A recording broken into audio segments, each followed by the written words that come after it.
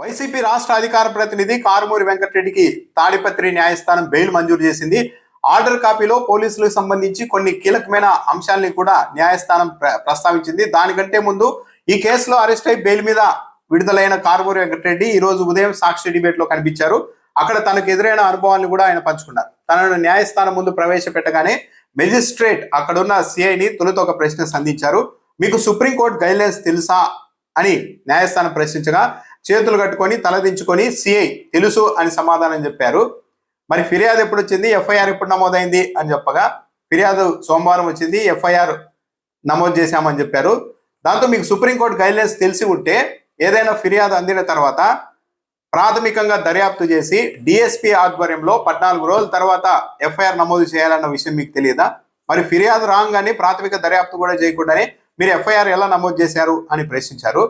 దాంతోపాటు అసలు రిమాండ్కి ఇవ్వాల్సిన అవసరం ఏముంది అని న్యాయస్థానం ప్రశ్నించగా పోలీసులు ఓవరాల్గా చెప్పిన ఆరోపణలు, ఇతడు పదే ఇలాంటివి చేస్తూ ఉన్నాడు, మళ్ళీ టీవీ డిబేట్లలో మాట్లాడుతూ ఉన్నారు, దీనివల్ల ఇబ్బందులు వస్తున్నాయని చెప్పారు. అంటే టీవీ డిబేట్లలో తాను మాట్లాడకుండా నిరోధించాలి అన్నదే పోలీసుల ప్రణాళికగా కనిపించింది అని కూడా కారుమూరి వెంకటరెడ్డి చెప్పారు. అయితే బెయిల్ కాపీలో న్యాయస్థానం పలు అంశాన్ని ప్రస్తావించింది.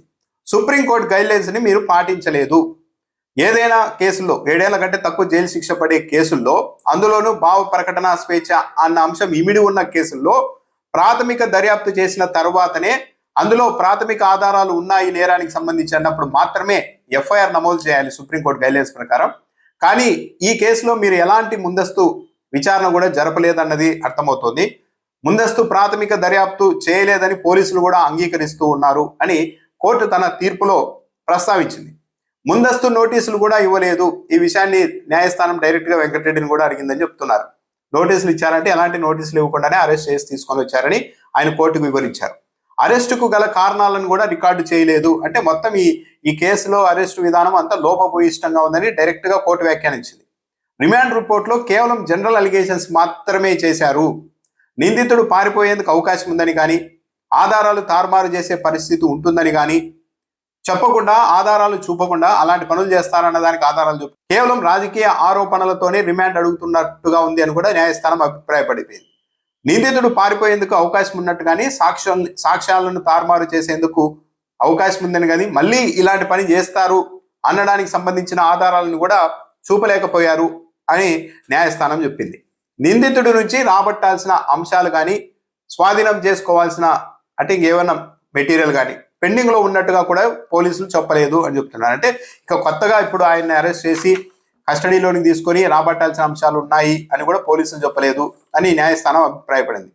ఈ కారణాల వల్ల జ్యుడిషియల్ కస్టడీ అవసరం ఉంది అని కోర్టు భావించడం లేదు.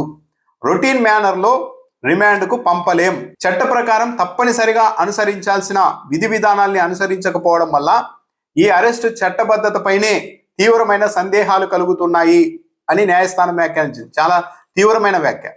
దర్యాప్తు లోపభూయిష్టంగా ఉన్నప్పుడు జ్యుడిషియల్ కస్టడీలో నిర్బంధించడానికి ఈ కోర్టు అవకాశం ఇవ్వదు. అంటే దర్యాప్తు లోపభూయిష్టంగా ఉంది, ఇలాంటి సమయంలో ఒక వ్యక్తిని కస్టడీలో నిర్బంధించడానికి ఈ కోర్టు అనుమతి ఇవ్వదు అని స్వయంగా చెప్పింది న్యాయస్థానం. యాంత్రికంగా రిమాండ్ విధించలేం. రిమాండ్ విధించాలంటే కోర్టు ఈ అరెస్టులో అన్ని చట్టబద్ధమైన చర్యలు తీసుకున్నారని, కస్టడీ అవసరం ఉంది అని కోర్టు సాటిస్ఫై కావాల్సి ఉంటుందని కూడా వ్యాఖ్యానించింది.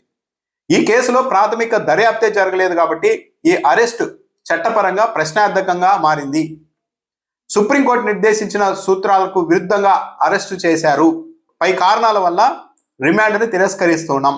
20,000 రూపాయల సొంత పూచీకత్తుపై కారుమూరి వెంకటరెడ్డికి బెయిల్ మంజూరు చేస్తూ ఉన్నట్టుగా కోర్టు ప్రకటించింది. దర్యాప్తుకు సహకరించాలి, దర్యాప్తు అధికారి పిలిచినప్పుడు వెళ్ళి హాజరు కావాలి అని చెప్పింది. సాక్షులు, ఈ కేసుకు సంబంధించిన సాక్షులు బెదిరించడం చేయకూడదు, మరోసారి ఇలాంటి నేరం చేయకూడదు అని కూడా కోర్టు చెప్తూ బెయిల్ మంజూరు చేసింది కారుమూరి వెంకటరెడ్డికి. సో మొత్తం మీద అయితే ఈ మొత్తం వ్యవహారంలో పోలీసులు మరోసారి కోర్టు ముందు చేతులు కట్టుకొని నిలబడాల్సిన పరిస్థితి వచ్చింది. ఎక్కడా కూడా సుప్రీంకోర్టు గైడ్లైన్స్ పాటించకపోవడం, కనీసం మొన్న హైకోర్టు చాలా సీరియస్ గా స్పందించింది. యూనిఫామ్ లేకుండా పోలీసులు ఎలా వెళ్ళి అరెస్టులు చేస్తున్నారు, యూనిఫామ్ లేకుండా వెళ్తే మీరు పోలీసులు అనుకోవాలా, ప్రైవేట్ వ్యక్తులు అనుకోవాలా, ఏంటిది అని ప్రశ్నించిన తర్వాత కూడా నిన్న కారుమూరి వెంకటరెడ్డిని అరెస్ట్ చేసేందుకు వెళ్ళిన పోలీసులు కూడా యూనిఫామ్ లో పోకుండా మామూలుగా సాధారణ దుస్తుల్లోనే వెళ్ళారు. దాంతోపాటు సుప్రీంకోర్టు గైడ్ లైన్స్ కూడా ఎక్కడ ఈ అరెస్టు విషయంలో పాటించలేదు, ముందస్తు నోటీసులు ఇవ్వలేదు. పైగా ఈ సెక్షన్లు అన్ని చాలా తీవ్రమైన వాటే, అన్ని కూడా 2 నెలల కంటే తక్కువ జైలు శిక్ష పడే కేసులే. ఇలాంటి కేసుల్లో సుప్రీంకోర్టు గైడ్ లైన్స్ చాలా స్పష్టంగా ఉన్నాయి. అరెస్టు సమయంలో ఎలా వ్యవహరించాలి, ఎఫ్ఐఆర్ ఎలా నమోదు చేయాలి, ప్రాథమిక దర్యాప్తు చేయాలి ఫస్ట్ అని చెప్పారు. ప్రాథమిక దర్యాప్తు చేయలేదు, యూనిఫామ్లో పోలేదు, ముందస్తు నోటీసులు ఇవ్వలేదు, హఠాత్తుగా అరెస్టు చేసి తీసుకొని వచ్చేశారు. ఓ 4 గంటల పాటు డిఎస్పీ కార్యాలయంలో విచారించారు. ఆ తర్వాత న్యాయస్థానంలో ప్రవేశపెట్టారు. న్యాయస్థానం అసలు ఈ దర్యాప్తు లోపభూయిష్టంగా ఉంది అని చాలా తీవ్రమైన వ్యాఖ్యలు చేస్తూ మరి రిమాండ్ను తిరస్కరించింది. ఒక విధంగా ఇది పోలీసులకు ఎదురు దెబ్బగానే చెప్పాలి.